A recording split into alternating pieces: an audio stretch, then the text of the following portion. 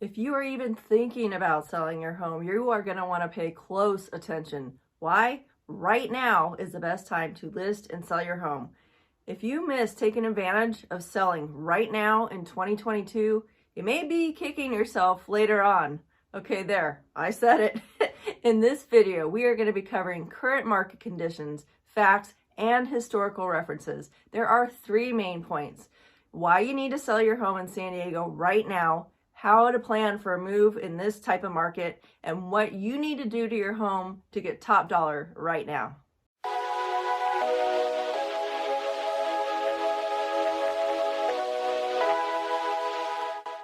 Welcome back. I am Lynnor Anderson, one half of a father and daughter realtor team right here in San Diego. Between my dad Lyle and I, you have got over 50 years combined experience. We've been helping folks just like you buy and sell homes and investment properties. Since we moved to San Diego in the early 80s, we've been through many ups and downs in the market. We always keep an eye out for what's on the horizon.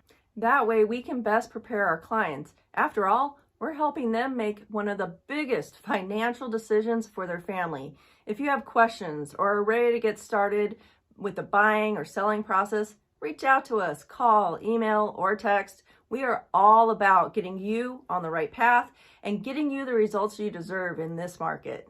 People do not want to admit it, and I pray that some of the things that we're going to talk about in this video do not actually come true, but we are in the classic late stage bubble, and things are about to get really interesting in the real estate market. We were in a similar situation back in 2008. And the seasoned realtors and lenders and investors I talk with are all in agreement. We cannot predict when it's going to burst, but the signs are clear. People are overpaying. Buyers are purchasing on emotions. Common sense is no longer in play. Offers are made with no home inspection contingency, no appraisal or loan contingencies. There is a total feeding frenzy going on, and it's all for a very few listed properties on the market. Monday mornings start with a market update for us, real-time data each week. Countywide, as of March 21st, 2022, the median home price in San Diego County is now at $1,100,000.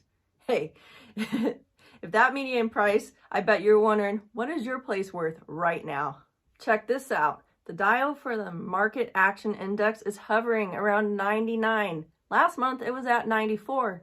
Inventory levels are ridiculously low, only 1,232 homes on the market, with 3 million people living here. Not nearly enough property for sale compared to the population and the people that want to buy. The Condo Market's Action Index is pinned at 100, same as last month. There are only 520 condos or townhomes on the market. Now you can see why sellers are getting their asking price and even more. Have you heard of Mira Mesa? I had one of those moments regarding Mira Mesa on Monday, where you'll remember where you were and what you were doing. Yes, one of those moments when you hear something major happened. Mine was a realization that this market is beyond crazy, insane, whatever adjective you want to use. Yep, each week I am in total disbelief at how fast prices are climbing. But this time it hit home. This market is unsustainable. It's only a matter of time. We send our past clients market updates for their neighborhoods. So I'm reviewing Trisha and Raymond's market update for their home in Mira Mesa, and I'm scrolling through the update, and I see the last three homes, 3-bedroom, 2-bath homes, under 1,600 square feet, built in the 1970s, on small lots, are selling at $1 million. A buyer's mortgage for one of these is going to be around $5,000 a month just for their house payment. Like I mentioned earlier, we moved to San Diego in the early 80s. We lived in Mira Mesa. My mom and dad were local Mira Mesa agents. Those exact same homes were priced less than $100,000 back then. I had one of those moments the other day when an agent in our office meeting said something last week. She said her Mira Mesa listing had 30 offers on it. Come on, who is fooling who? Sellers, list your home and sell right now. We are overdue for a correction in the market. Like I said, this market is unsustainable, and here is why. Interest rates rose last Wednesday. Yeah, I know, it was 1/4 of a point, and rates are still low. Look at the history of rates and you will find this to be true. But the Fed said they plan on raising rates 5 more times this year. Are we going to see rates in the 5s or 6s by the end of the year? Rate hikes won't affect cash buyers, right? But it will become a make or break point for buyers obtaining financing. With each sold property, prices continue to climb. Partner that with higher rates, that makes a buyer's affordability factor decrease. More and more buyers are being priced out of the market. Lots of articles lately about buyers feeling defeated and backing out of the market right now. We had some first-time buyers back out of the market over the weekend. They are priced out of the market for what they're looking for, and now they're considering moving out of state. And that happened with just one rate increase. Mortgage applications are down. Market Watch came out with an article on Monday titled, "The Housing Market is in the Early Stages of a Substantial Downshift." The article goes on to say that home sales may drop by 25% by the end of summer, using the number of loan applications as a gauge, down 8% compared to a year ago. I'll go ahead and add the link to the article down below in the description. Now, I know an 8% drop isn't a huge number, but if you partner that with the rate increases, plus the higher and higher inflation, and let's add in fuel and food increase costs, family budgets are being stretched, and it isn't going to improve anytime soon. All of those families that were thinking of buying are going to have to put that purchase on hold, which will increase the inventory of homes for sale. Don't take my word for it, it's already happening. Demand for HELOC, home equity loans, and cash out refis are up. People want cash in hand for the uncertainty in our future. More and more lenders are relaxing their underwriting standards. A lender that I work with told me that loan applications are down by 1/3 from last year. Lenders are getting creative again to keep afloat, and we are seeing more bank statement type loans. And when it comes to the investment properties, we are seeing more cash flow loans, meaning you as the investor don't have to qualify. The qualification is based on the property's ability to cash flow. I get these types of emails weekly. Guys, funny money loans are back. And in 2008, in that crash, we called them ninja loans. No income, no job, no money, no problem.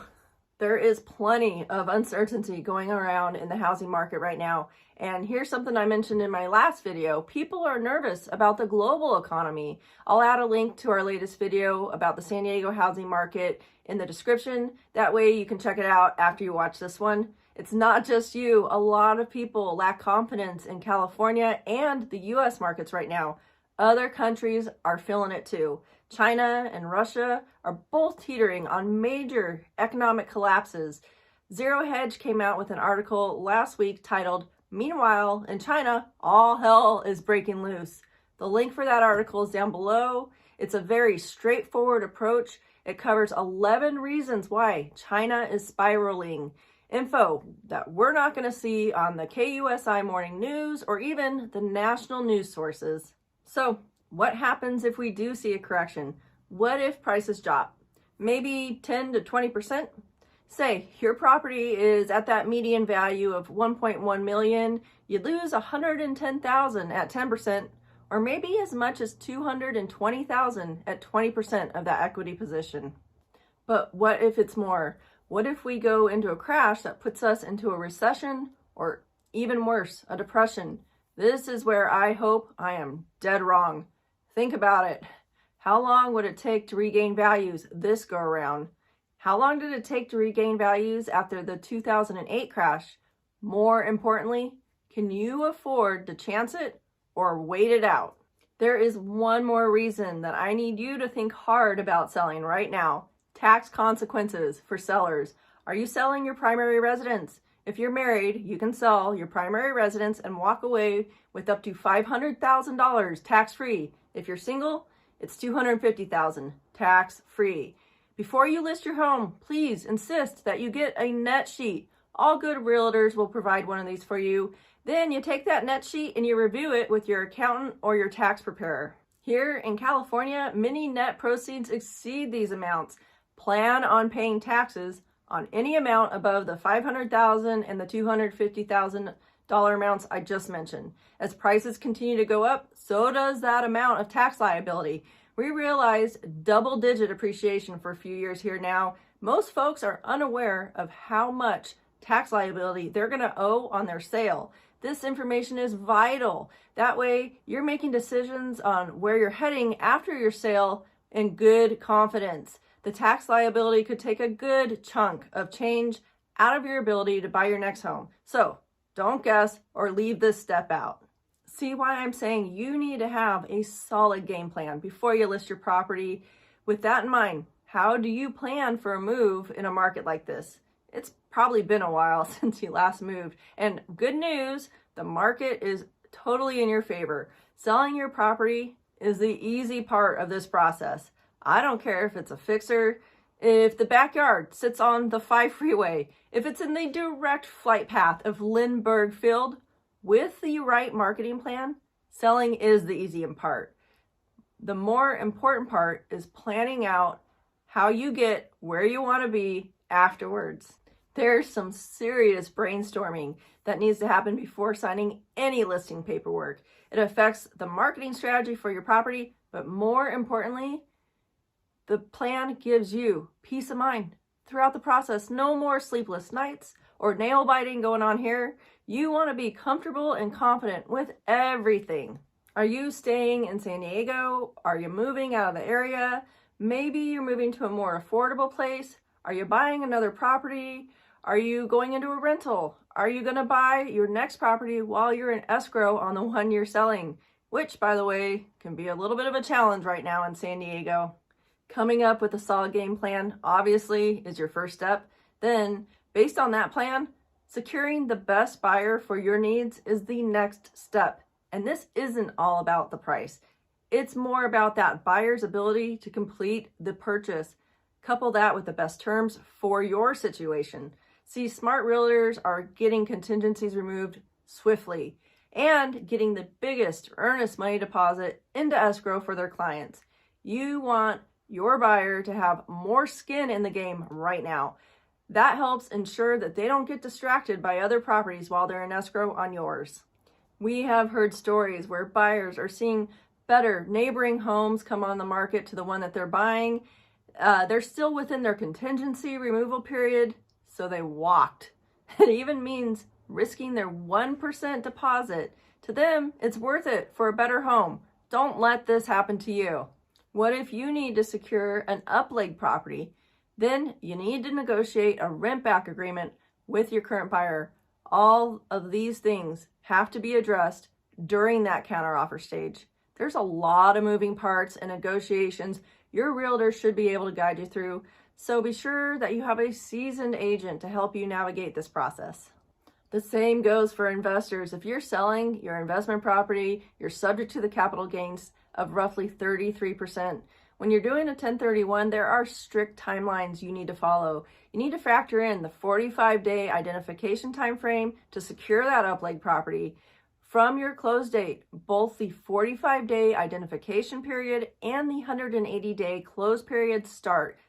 Both are major items to consider before that investment property ever goes on the market. What are the things you need to do to your property to get top dollar right now?